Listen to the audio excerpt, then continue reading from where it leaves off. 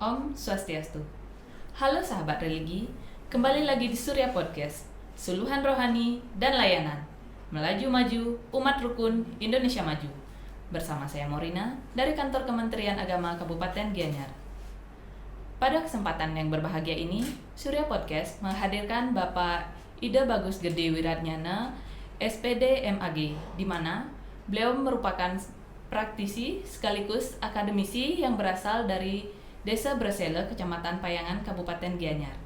Baik, langsung saja kita sapa. Om Swastiastu. Apa kabarnya untuk hari ini? Baik. Astung karem, mogi selalu kena nggih. Pada kesempatan kali ini, tentunya Bapak sudah menyiapkan materi yang ingin disampaikan pada Surya Podcast di Kementerian Agama. Mungkin bisa Bapak jelaskan kira-kira materi apa yang akan Bapak sampaikan pada kesempatan kali ini? Silakan. Terima kasih atas waktunya.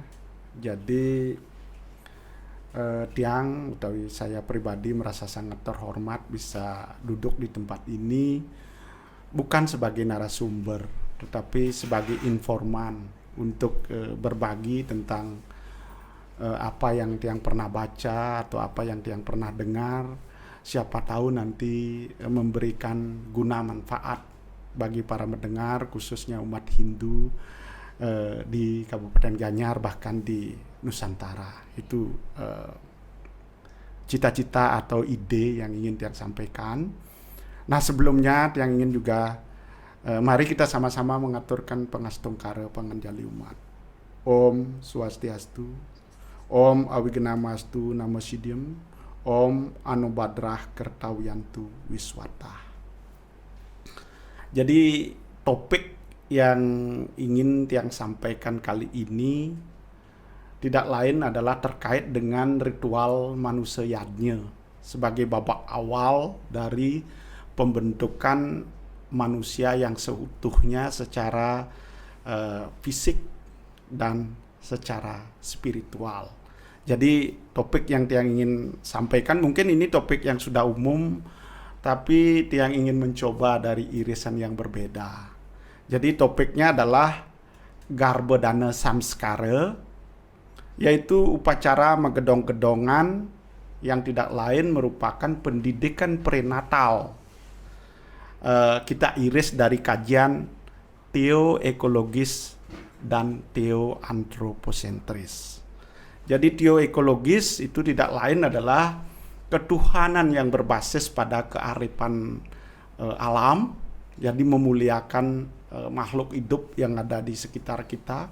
Kemudian teoantroposentris tidak lain adalah ketuhanan yang berpusat pada manusia. Kita ingin memuliakan manusia layaknya sebagai Tuhan itu sendiri. Kira-kira itu topik yang ingin Tiang sampaikan pada kesempatan yang baik ini.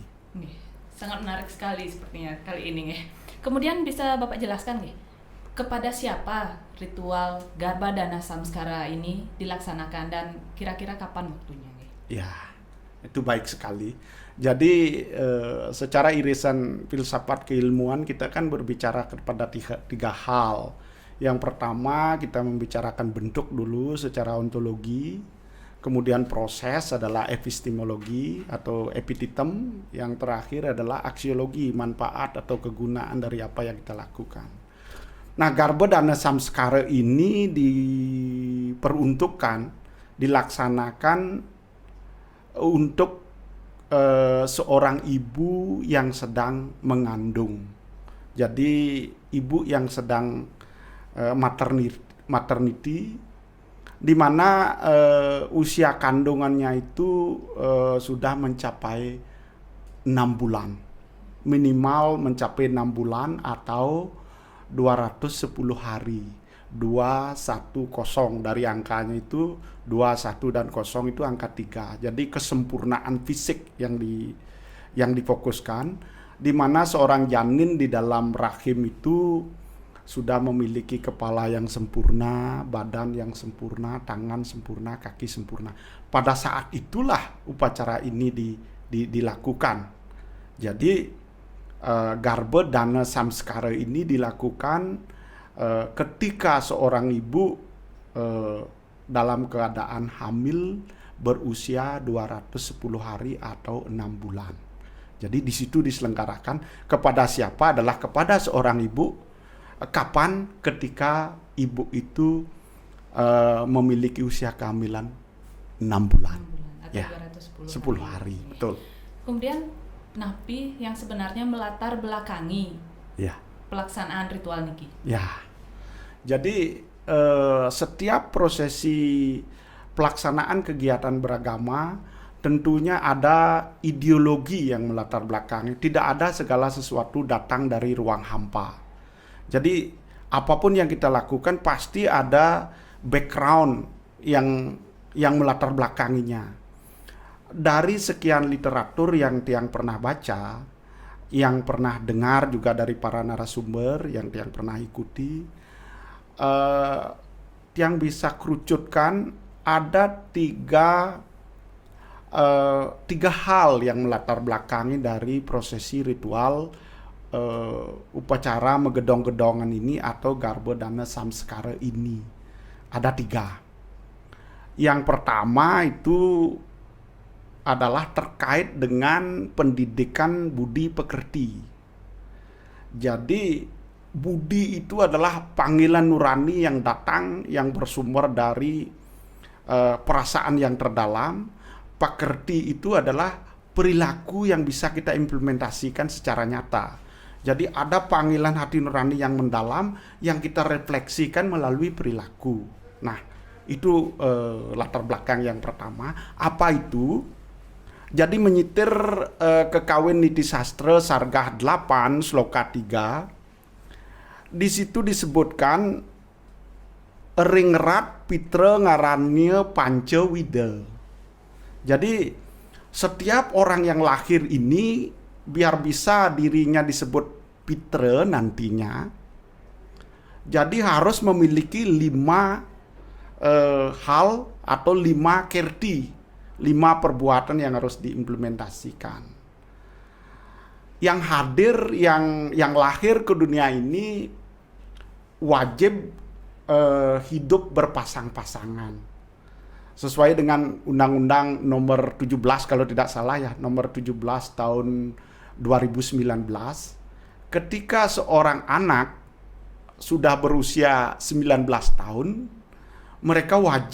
mereka berhak untuk menentukan pasangan hidupnya. Jadi dari mereka berpasangan itu, purusa perdana laki dan perempuan bertemu membangun sebuah keluarga. Nanti mereka akan melahirkan menjadi sang ametuaken. Jadi pasangan itu akan melahirkan generasinya sebagai pewaris dari kepurusan keluarga itu. Pewaris kepurusan itu dia yang akan melanjutkan estafet dari keberadaan eksistensi keluarga itu. Nah, itu yang disebut dengan sang ametuaken. Pertama, setelah melahirkan anak tidak cukup. Satu pasangan setelah melahirkan itu menurut kekawin niti sastra, sang ametuaken disebut kedua harus inangaskara. Inangaskara ini artinya manusia yang lahir, apalagi kita umat Hindu, tidak cukup lahir begitu saja, tentu disertai dengan penyucian. Nah, inangaskara itu terkait dengan penyucian. Nah, sama dengan Garba Dana Samskara ini adalah penyucian juga. Nanti kita akan bahas. Yang ketiga adalah mangupadiaya. Mangupadiaya, anak yang lahir, kemudian diupacarai, kemudian orang tua wajib memberikan pendidikan. Pendidikannya ada 2, formal dan non formal. Kalau formal melalui akademik atau institusi di sekolah, kalau non formal adalah pendidikan di masyarakat, mungkin melalui pasraman. Dan selanjutnya maweh bino jana memberikan nafkah. Jadi satu pasangan setelah melahirkan anaknya wajib mengupacarai, menyucikan anaknya, wajib memberikan nafkah, wajib memberikan pendidikan. Yang terakhir, kewajiban terakhir adalah matulung urip eri kalaning baye.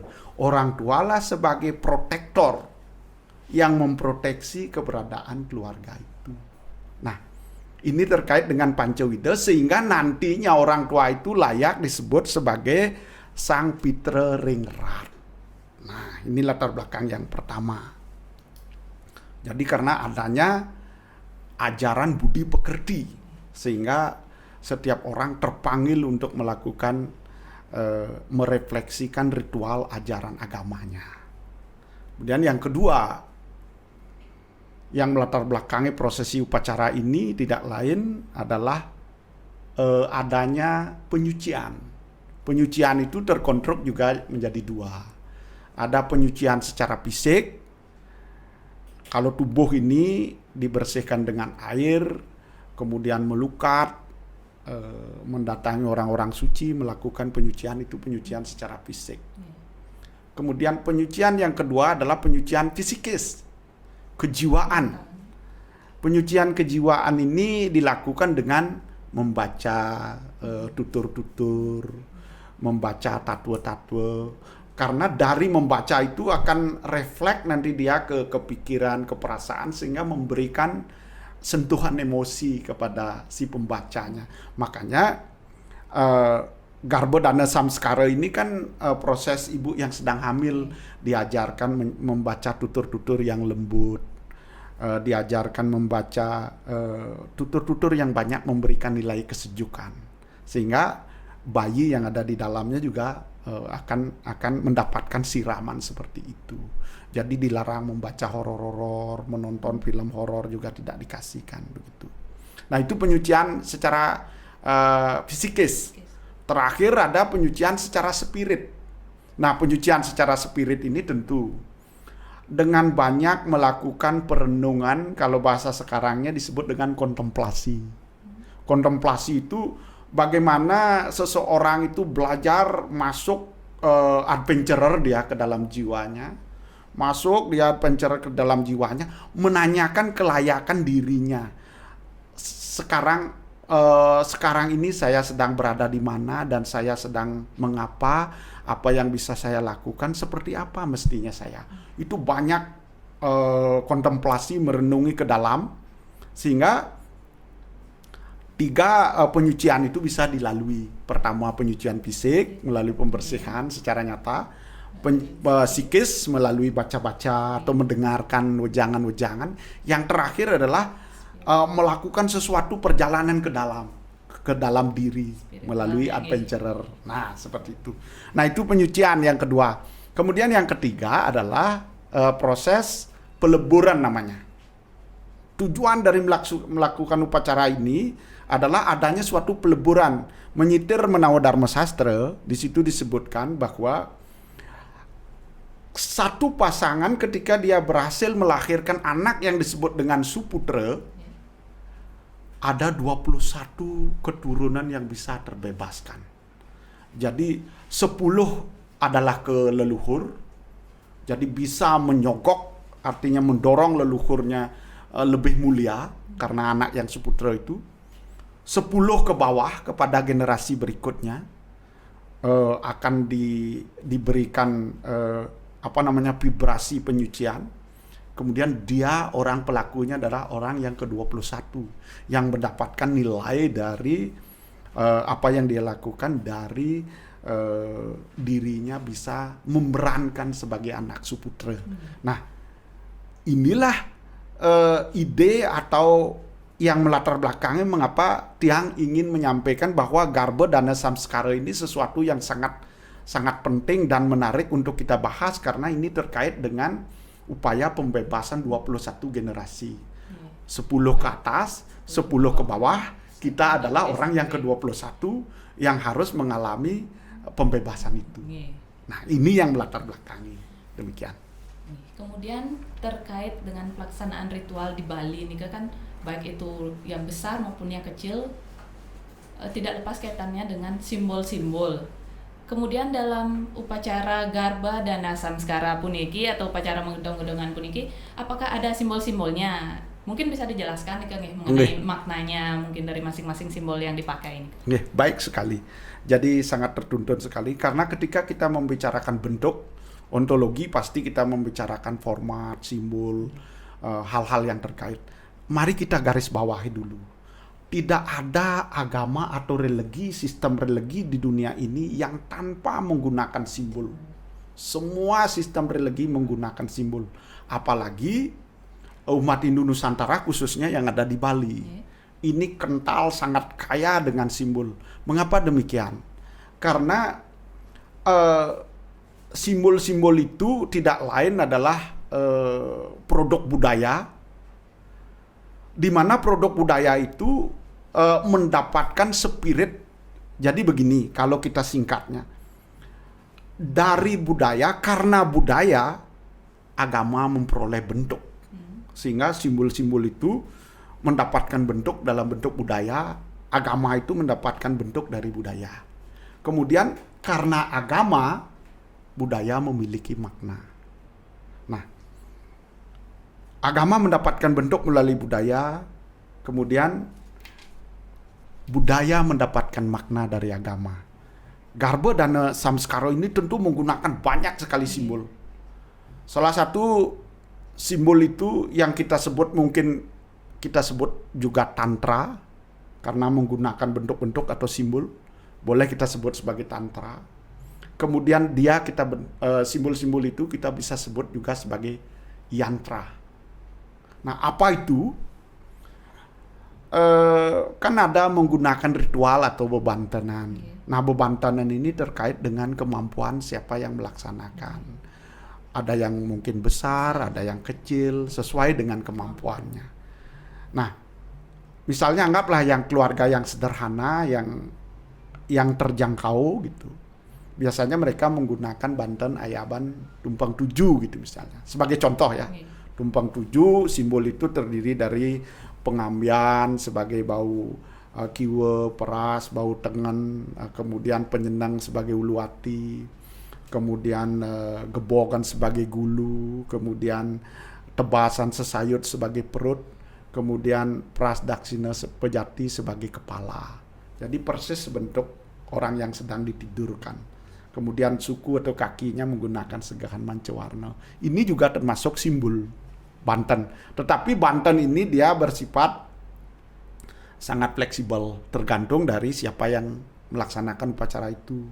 Kalau misalnya upacara dilaksanakan orang yang memiliki ekonomi yang lebih mampu, mungkin dibesarkan, menggunakan ayaban yang lebih besar, menggunakan pulau gembal, menggunakan bebangkit, soroan bebangkit, atau yang menyelesaikan upacara itu dilakukan oleh Ida Sang Meraga Sulinggi, Ida yang Sang Meraga Sadake. Kalau yang tadi itu dilakukan oleh Eke Jati atau pemangku. Nah, simbol apa terkait dengan upacara megedong-gedongan ini yang sangat esensial, artinya yang sangat hakiki. Tanpa simbol ini maka tidak bisa disebut sebagai upacara megedong-gedongan atau Garba Dana Samskara. Nah, ini ada simbol yang bisa yang sampaikan. Pertama, dia pasti menggunakan balai gedong. Balai gedong itu persis menyerupai sebuah bangunan dengan ukuran 30 cm, ada atapnya, ada pintu depannya juga. Kemudian itu adalah sebagai simbol dari rahim atau kandungan seorang ibu. Kemudian di dalam gedong itu nanti akan dimasukkan satu bungkak nyugading. Bungkak nyugading itu sebagai simbol si bayi itu sendiri. Jadi bungkak nyugading biasanya digambar dengan gambar rari, gambar bayi. Nah, itu dimasukkan ke dalam sebagai permohonan seorang anak. Kemudian menggunakan canang genten. Canang genten itu adalah sebagai simbol permohonan bahwa anak yang ada di dalam itu memiliki kekuatan jiwa. Jadi kekuatan kehidupan yang sangat kuat. Dimasukkan canang lenge wangi burat wangi. Itu adalah simbol ketika anak itu laki-laki biar menjadi anak yang tampan, yang ganteng, handsome. Kemudian kalau anak yang perempuan biar menjadi anak yang cantik, pretty, beautiful. Itu dia. Kalau anak yang perempuan itu canang genten simbolnya. Kemudian dimasukkan ke dalamnya ete-ete daksine, dimasukkan beras sebagai kekuatan bayu permana, dimasukkan tingkih atau kemiri, simbol sang yang terangkana, simbol kecerdasan, dimasukkan pangi adalah simbol kecemerlangan. Kemudian kalau bandannya kecil dimasukkan canang pesucian. Kalau besar menggunakan bandan suci, kalau kecil dimasukkan canang pesucian. Sama seperti katanya, permohonannya kan memohon kesucian.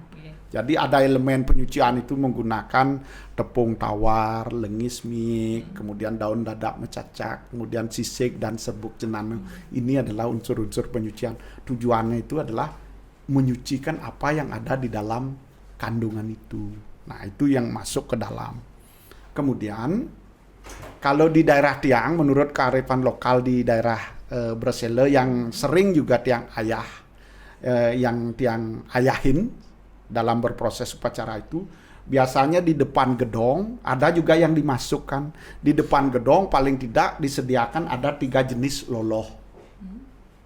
Kemudian di satu tempat disediakan lagi ada 6 jenis loloh, disebut dengan sadrase.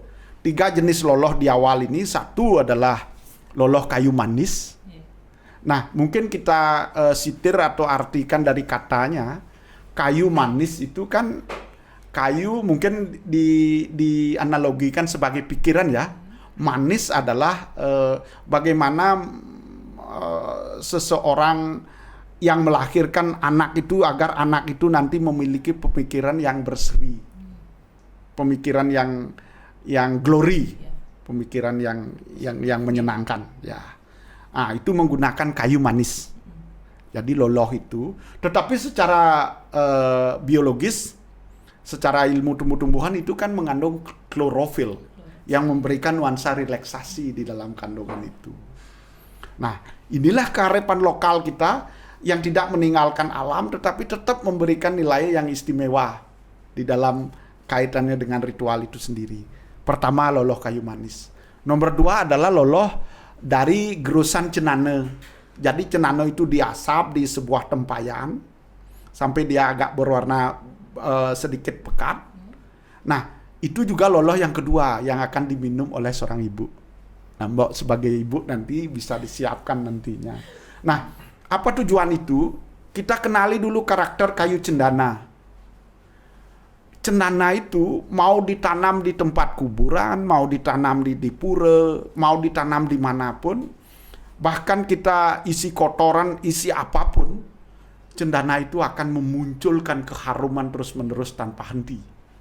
Begitulah karakternya, makanya cendana itu identik dengan simbol Dewa Siwa.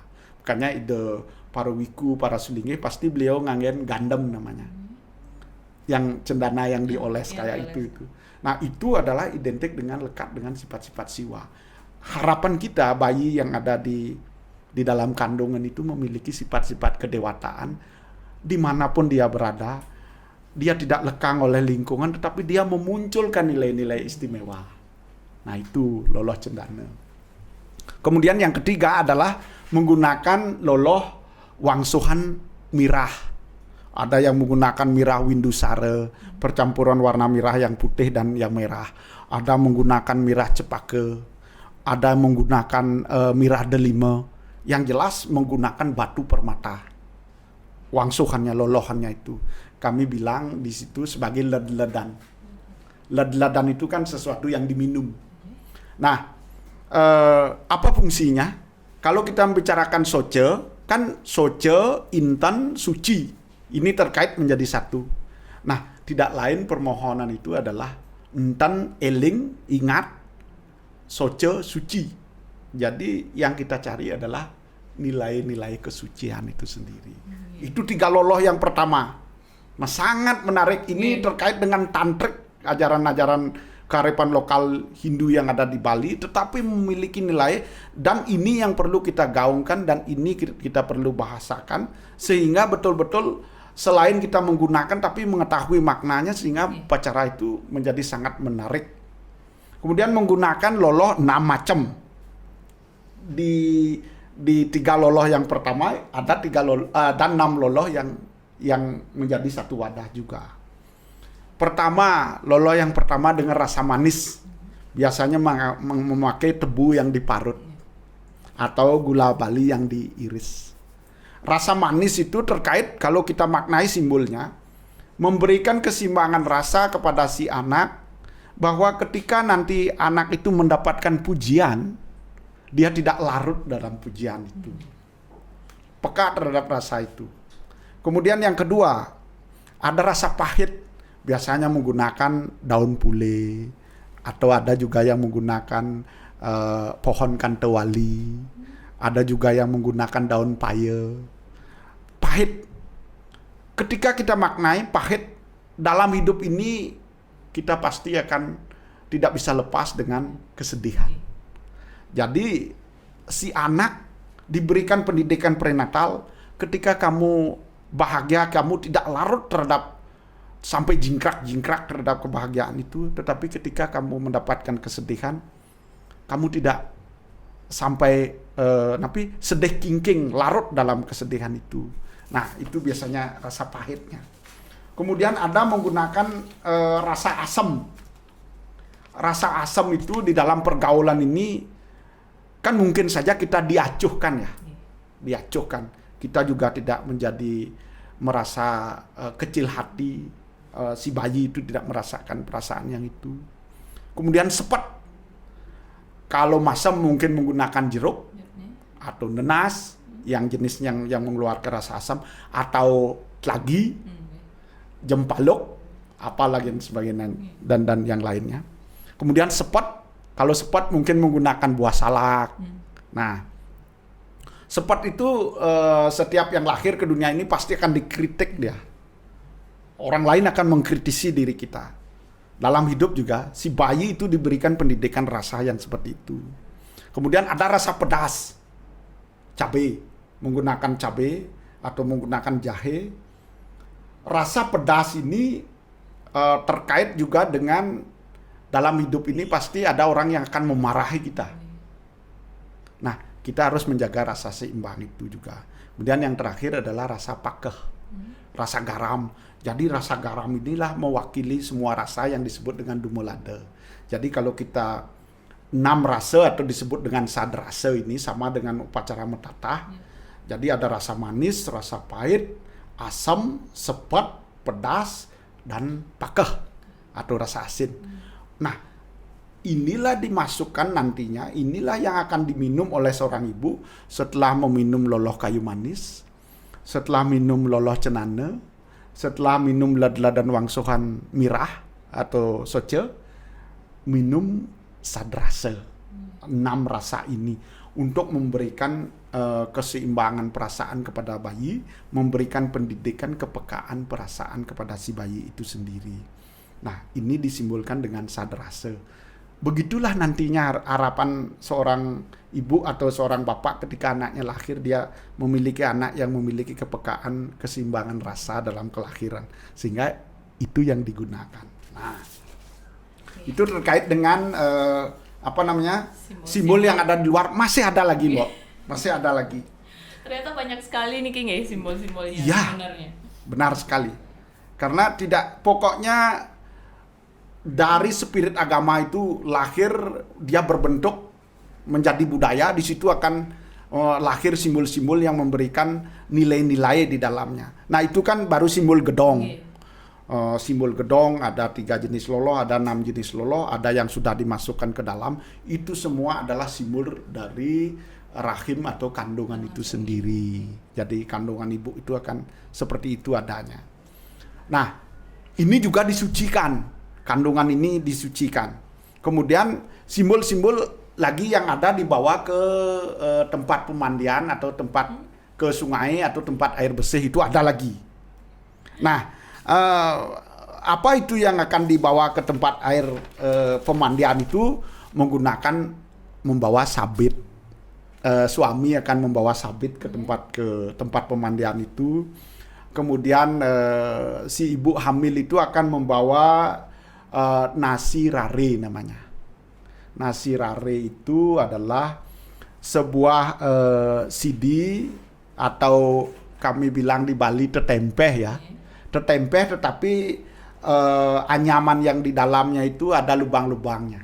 Kita sebut CD. Kemudian di dalam CD itu diisi daun telunjukan pisang. Kemudian di atas daun telunjukan pisang itu diisi nasi berwarna putih, bentuknya persis seperti bayi. Kemudian diisi canang plausnya. Kemudian di canang plausnya isi ulam dari nasi rare itu ada menggunakan jahe, bawang, dan garam. Nah, nasi rare itu adalah simbol bayi itu sendiri. Dialasi dengan daun sente. Mau tahu daun sente ya? Seperti daun keladi tapi dia ada bercak-bercaknya. Itu daun sente namanya. Sente kalau kita artikan katanya itu adalah plasenta. Jadi daun sente itu adalah daun plasenta. Sebagai selaput dari rahim itu juga. Kemudian di atasnya ada gambar ada nasi bayinya, kemudian dagingnya isi jahe, bawang, dan garam. Apa simbol itu?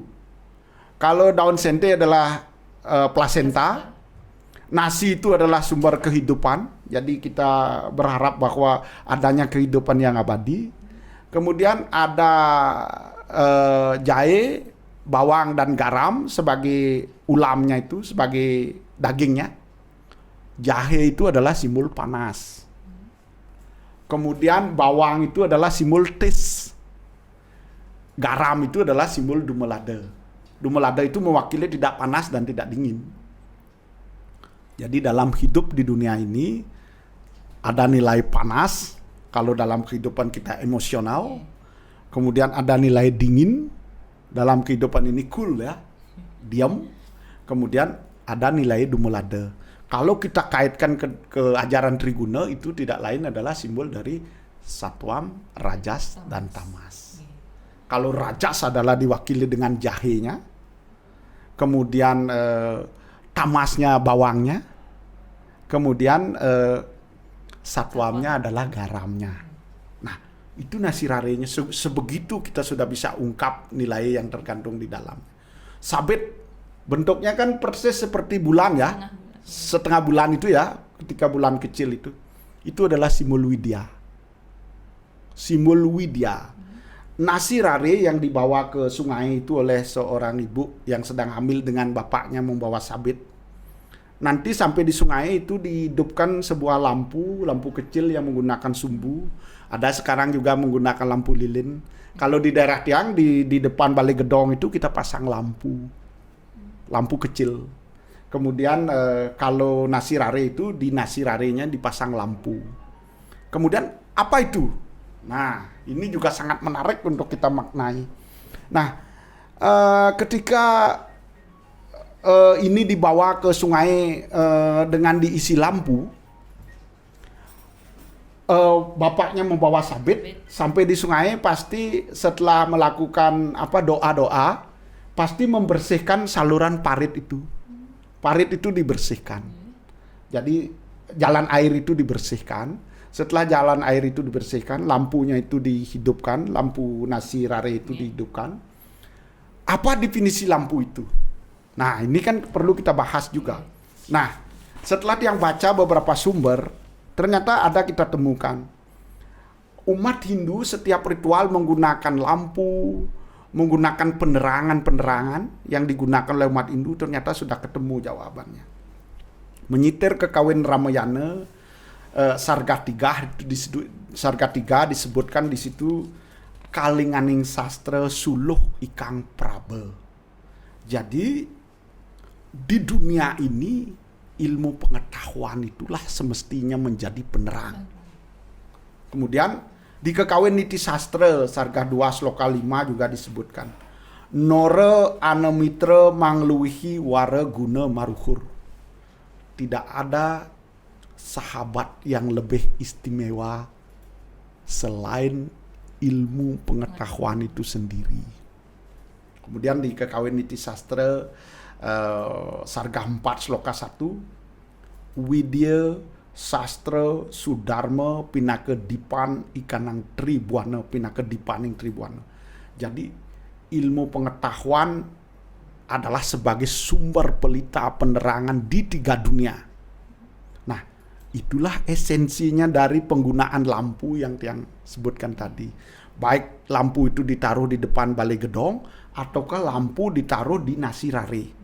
Tujuannya bapaknya mau bawa sabit adalah menuju jalan widya, menuju jalan terang, menuju jalan sastra. Kemudian lampu itu mengindikasikan bahwa itu adalah petunjuk dalam hidup ini. Yang paling utama yang kita bisa pakai petunjuk dalam hidup ini adalah sastra atau widya, ilmu pengetahuan itu sendiri. Nah, inilah yang dibawa ke sungai setelah bapaknya nanti dalam proses ya epistemologi yang jelaskan. Sekarang kita bicara masalah simbol dulu. Nah, simbol itu ada satu lagi simbol yang esensial. Setelah selesai upacara persembahyangan, ada lagi menggunakan simbol satu lembar daun kumbang. Daun kumbang itu daun keladi yang warna putih. Nanti di dalamnya itu diisi air. Kemudian menggunakan 4 simbol lagi. Ada ikan nyalian, ikan sungai yang warna-warna putih ke kuning-kuningan itu menggunakan ikan nyalian. Kemudian yang kedua menggunakan udang. Kemudian yang ketiga menggunakan belut atau lindung. Yang keempat menggunakan yuyu atau kepiting. Apa itu? Kalau kita maknai, daun kumbang itu kembali sama dengan simbol sente tadi, placenta. Daun kumbang itu adalah dinding rahim. Dibungkus, daun kumbang itu akan diisi air nantinya.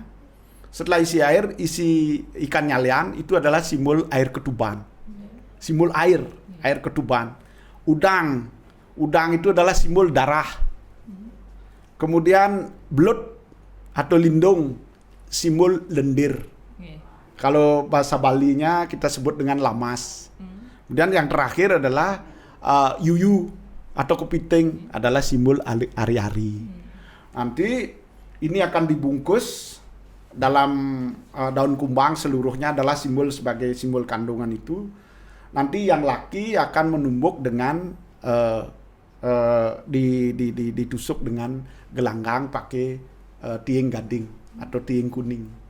Nah, tieng kuning itu kalau kita telusuri secara fisiknya kan jarang dia mengandung medang ya. Yang membuat kita gatal itu yang dipakai. Kemudian 2 buah pohon dadap nanti diikat benang hitam. Nanti bagaimana prosesnya kita bicara di epistemologi. Sekarang di ontologi dulu terkait dengan simbol. Kira-kira seperti itu. Ada 2 esensial yang kita pakai, simbol yang dipakai dalam Garba Dana Samskara ini. Kalau Banten Ayaban untuk yang akan menjadi tataban dari ibu yang melakukan upacara itu sifatnya adalah fleksibel. Boleh besar sesuai dengan kemampuan, boleh kecil sesuai dengan kemampuan. Kemudian balai gedong ini wajib. Baik yang sederhana, yang biasa, balai gedong itu harus ada. Isinya seperti yang sudah sebutkan tadi. Kemudian loloh 3 macam. Yang pertama, cendana, kayu manis, dan wangsuh, ladla, dan mirah. Kemudian loloh sadrasa, 6 rasa.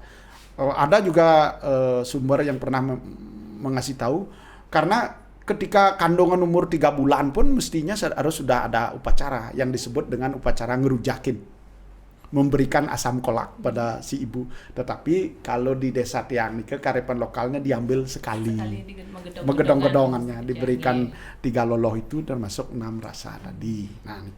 Nah, ini terkait dengan simbol gitu. Berarti sudah dijelaskan dengan panjang lebar. Selanjutnya Bapak Niki kan sebagai praktisi dan akademisi yang sering terjun langsung ke masyarakat dan mengkaji berbagai ritual yang ada di Bali. Seperti yang dikatakan tadi, seperti yang belum dijelaskan Niki mengenai proses ritualnya sendiri. Mungkin sekarang bisa dijelaskan mengenai ritualnya tersebut nih dari awal mungkin. Iya. Tadi kan bentuk, kita Iya, bicara bentuk. simpul, Nah, iya. sekarang kita berbicara proses. Nah, ketika kita berbicara proses, epititem namanya atau epistemologi. Jadi prosesnya kan diawali dengan penyucian fisik.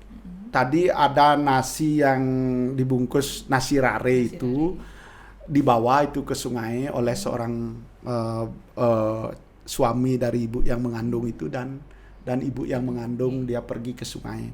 Ini juga mengandung nilai karena kan ibu yang hamil itu kan perlu aerobik.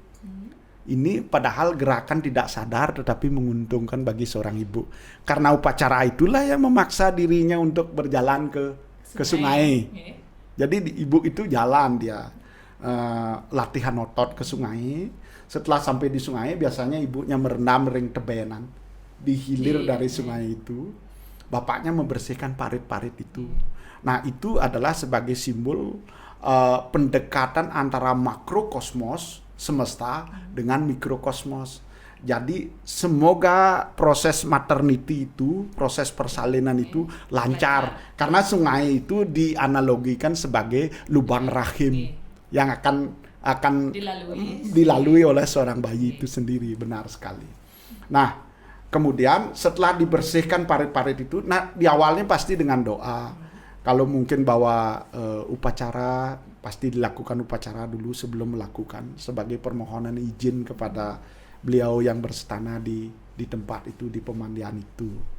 Kemudian setelah dibersihkan tempat parit ini, kemudian nasi rare yang sudah dihidupin lampunya seperti tadi, itu dianyutkan oleh seorang bapak dari hulu. Dianyutkan oleh seorang bapak dari hulu, kemudian dipunggutlah oleh ibunya di hilir. Nah, sebagai anugerah ibunya sudah mendapatkan bayinya.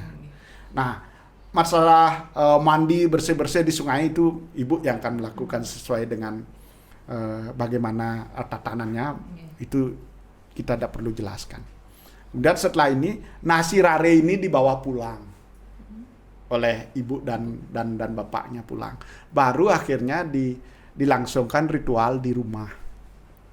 Nah, ritual di rumah ini kalau menggunakan seorang Eke Jati atau pemangku yang sama seperti yang tiang sering ayahin di masyarakat, ya kami yang mengkonstruksi atau menata bagaimana proses upacara itu dari pengastawa, kemudian mengaturkan ayaban yang dipersembahkan itu, misalnya ayaban itu kami aturkan kepada Betari Pertiwi, Betari Gayatri, Betari Kundang Kasih.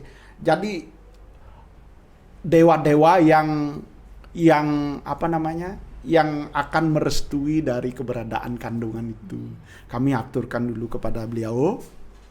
Kemudian setelah diaturkan ayaban ini baru akhirnya ditatap oleh ibunya nantinya setelah ibunya melalui proses penyucian juga. Di rumah ada proses penyucian.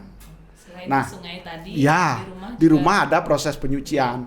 Biasanya kalau menggunakan minimal ayabannya tumpang 7 seperti yang disebutkan tadi, biasanya menggunakan baya kaon dan perayas cita. Jadi baya kaon itu katanya baya kaon. Hal-hal energi yang tidak baik kita eliminasi, kita netralisir menggunakan bandan baya kaon. Ini ditatap oleh seorang ibu. Menggunakan parayas cita. Parayas cita itu terkait dengan penyucian spirit, pikiran, mungkin panca indera ya, mata, hidung, bibir, telinga, ini dibersihkan. Makanya ini disucikan oleh seorang ibu. Setelah ibunya mendapatkan proses penyucian kedua itu, baru nanti ibunya akhirnya natab wangi atau upekara yang sudah kita persembahkan kepada beliau. Misalnya Betari Pertiwi, Betari Gayatri, Betari Kundang Kasih. Nah, setelah dipersembahkan itu dimohon ditatap sareng ibu tapi stanu perkara itu. Nah, selesai ibunya natap, baru ibunya mulai mengawali dengan minum loloh, kayu manis dulu, pikirannya berseri. Anak juga ada unsur klorofil masuk ke dalam tubuh. Kemudian yang kedua minum loloh cendana. memberikan nuansa rileks dan segar pada kandungan itu.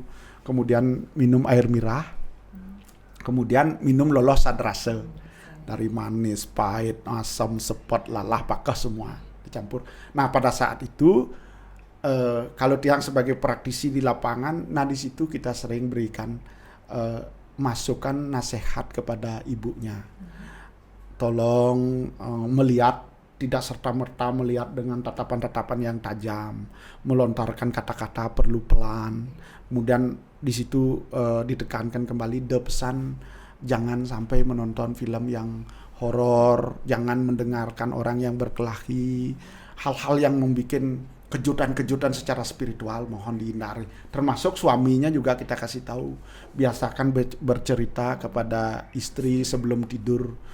Napi je uning.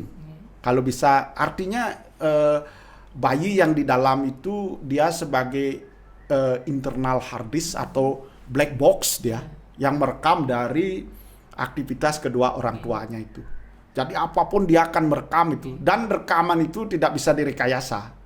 Apa yang dia tahu itu yang akan dia rekam. Sehingga seperti itulah karakter si anak itu nantinya. Nah ini prosesnya. Nah setelah natap selesai, proses ini sudah berjalan seperti lolos sudah. Nanti bungkak nyugading itu kita juga akan belah. Itulah terakhir diminum oleh seorang ibu. Nah kan ada teori kesehatan. Kebetulan Tiang tidak mau banyak menyinggung karena itu bukan bidang Tiang dan sangat terbatas juga pengetahuan itu. Ketika ibu yang hamil muda menghindari sekali untuk minum soda. Tetapi ketika ibu yang hamilnya sudah tua disarankan untuk minum soda, tetapi soda yang nabati. Makanya air kelapa itu kan soda yang nabati, tidak soda yang memang soda yang dikontrol oleh alam itu sendiri. Ya, tanpa bahan pengawet. Iya, betul sekali. Nah, ini sudah selesai kan? Ritual sudah dilangsungkan, makin tinggal muspe ke merajaan. Nah, baik. Setelah muspe ke merajaan, sesuai dengan proses pemuspan yang dilangsungkan, kemudian selesai muspo ini, ketika mau pulang inilah ada simbol bagaimana kandungan itu nanti akan pecah atau akan lahir. Nah, seperti apa nantinya? Yang laki itu memegang gelanggang pakai tangan kanan, ibu yang kiri memegang daun kumbang yang diisi macam tadi 4 itu. Nyalian, udang, lindung, kemudian kepiting. Nah, dipegang dengan tangan kiri, kemudian bapaknya menusuk dengan tangan kanan. Itu tangan kiri pun ada maknanya. Jadi kelahiran itu adalah melalui proses perdana tatwa. Jadi proses berbadan. Yang laki itu menusuk dengan gelanggang itu adalah purusa tatwa. Purusa tatwa dan perdana tatwa itu selalu ada dalam keseimbangan. Itu lahir sampai semua yang lahir ini turun simbol kelahiran, airnya jatuh, udangnya jatuh, dan semuanya itu jatuh. Terus ikan-ikan ini dibawa kemana dia? Nah, ikan-ikan ini nanti dikembalikan, dilepas lagi ke sungai. Nanti seperti apa aksiologinya kita jelaskan di bagian yang terakhir. Kemudian, karena terbatasnya waktu nih, singkat saja mungkin apa yang manfaat yang didapatkan dari pelaksanaan ritual menggedong-gedongan ini, baik secara individu, sosial, atau lainnya? Ya, betul. Tadi kita sudah bentuk tata kerja atau bagaimana proses, sekarang apa manfaatnya. Nah, manfaatnya tidak lain adalah kalau kita ngomong ke teoekologis tadi, sepanjang ada upacara garba dana samskara ini, maka daun sente akan hidup, daun kumbang akan hidup, ikan yang 4 itu kita pakai itu, kita tetap sensus setiap ada kehamilan, kita sensus masih ada atau tidak di sungai. Itu. Kemudian yang kedua, sungai terpelihara atau tidak kosmosnya, karena bapak akan turun ke sungai. Ibunya akan bersih ke sungai. Kemudian secara teoantroposentris, manusia itu selalu dimuliakan. Baik manusia masih ada di dalam kandungan selalu dijadikan dewa. Karena menyitir dari Buana Kose, lontar siwa tatwa tertua di Bali, sloka 80 mengatakan, Risa kuehing jagat kabeh mijil sakeng betara siwa lina ike ring siwa loke. Jadi semua yang ada di alam semesta ini adalah bersumber dari Dewa Siwa. Maka wajib semua yang ada mengembalikan unsur-unsur itu kepada Dewa Siwa. Jadi ini adalah pemuliaan manusia yang lahir melalui mungkin terkontaminasi oleh sifat-sifat semesta ini, sifat-sifat kebendaan ini, menjadi danawa dia, memiliki sifat-sifat demonik, sifat-sifat raksasa atau asura, dijadikan dia disublim dia menjadi manusia, menjadi sifat-sifat manawa, sifat-sifat manusia.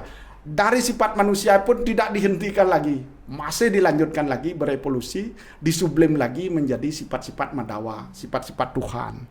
Nah, Garbo Dana Samskara ini memberikan dampak teoekologis kelestarian kepada alam semesta. Ada sensus ikan-ikan, sensus tumbuh-tumbuhan, carang dadap, bambu kuning, loloh, enam rasa, kemudian cendana, bungkak nyugading, kemudian daun dadap, semua dipakai, lolo yang rasa itu dipakai. Kalau upacara itu ada, berarti ini semua unsur ini pasti dilestarikan karena kita memerlukan unsur-unsur ini. Begitu bukan? Nah, ini ke satu. Kemudian memuliakan manusia pasti. Jadi manusia itu diperlakukan tidak sebagai danawa, tetapi sebagai manusia, bahkan sebagai dewa. Nah, itu manfaat yang kedua. Kemudian manfaat yang ketiga adalah adanya pelestarian budaya, pelestarian nilai-nilai budaya. Nah, tugas kita kan bagaimana kita mengatakan nilai-nilai budaya itu dalam bahasa sehingga gampang dicerna, sehingga gampang untuk dipahami, dimengerti oleh setiap orang. Ini memberikan penguatan budaya yang sangat luar biasa, sehingga budaya ini akan berlangsung. Oh, ibu-ibu perlu melaksanakan upacara menggedong-gedongan, tujuannya adalah memberikan kekuatan fisik kepada si ibu dan memberikan kekuatan spirit kepada ibu itu sendiri. Nah, inilah intisari dari pelaksanaan Garbo Dana Samskara. Intinya sekarang yang bisa pesan, mari kita semua juga berpesan, mari kita biasakan melakukan hal-hal, membiasakan yang benar. Artinya segala sesuatu kita mendunyakan petunjuk ilmu pengetahuan, sastra sebagai penuntunnya, membiasakan yang benar. Nah, meluruskan jangan selalu membenarkan yang biasa. Jadi nak berbiasa kene itu yang kita benarkan bukan, tetapi yang kita harus selalu kedepankan adalah membiasakan yang benar. Nah, kira-kira seperti itu manfaat dari bentuk, proses, dan manfaat dari upacara Garbo Dana Samskara ini kelihatannya sangat kecil dan sepele, tetapi karena kita ngomong masalah kualitatif, bukan kuantitatif ya, kualitatif itu selalu kita berbicara yang kecil tetapi sangat dalam.